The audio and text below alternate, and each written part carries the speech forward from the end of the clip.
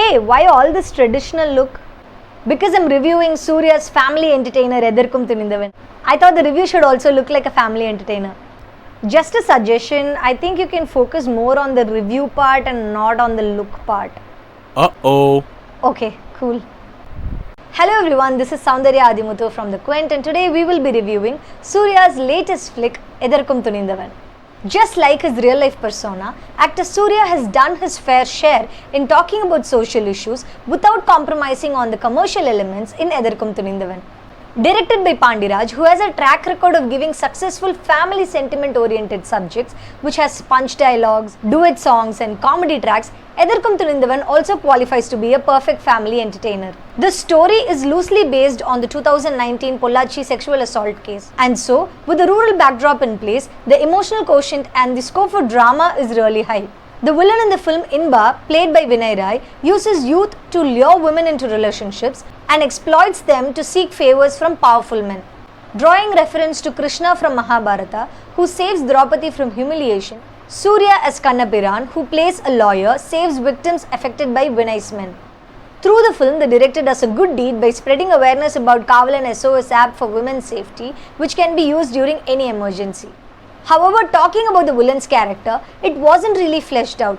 We know he's a bad person who does bad things, but we really don't know why he's behaving the way he's behaving. With respect to the protagonist, there are a lot of mass action hero moments for Suriya, but the film kind of slips into the typical template of hero saves the girl in danger, and then slow-mo shots of hero kicking the goons like a football, and then hitting with an iron rod at the back of the head. Though these are good and watchable, it just feels like they aren't innovative and something that we are so used to watching for a very long time. The dialogues of Etharkum Thuninthavan are a plus and a minus to the film. It's a mixed bag of cliché and also noteworthy dialogues. For instance, there is apparently a massy dialogue in the movie where Suriya says, "If I wear a coat," referring to his lawyer's coat, "the judge is different. If I wear a dhoti, then I become the judge myself," referring to the fact that he will get justice with his action sequences. But there were some really good and powerful dialogues too. For instance, when Suriya's wife is blackmailed with her private video and she is extremely worried, he asks, "Why do you need to be ashamed when none of it was your mistake?" And instead of teaching men not to cry, we need to teach men not to make a woman cry. Watching Etharkum Thuninthavan, I got vaguely reminded of this physics concept called moment of inertia, which we probably studied in our middle school. For example, you're sitting in a moving car and when the driver applies sudden brake, you feel like you're almost going to fall because your body experiences a sudden change. The screenplay of the movie kind of gives you a very similar experience because just when you start enjoying the entertaining sequences and the family galata, they throw you some serious issues of women being abused and the clock is ticking to chase the villain. And just when you feel invested in the serious issue, they again cut to a humorous track. I understand that even though Kannapiran is a lawyer who deals with serious criminal cases, he has a personal life too. He gets married around that time and he has some real good fun with his family.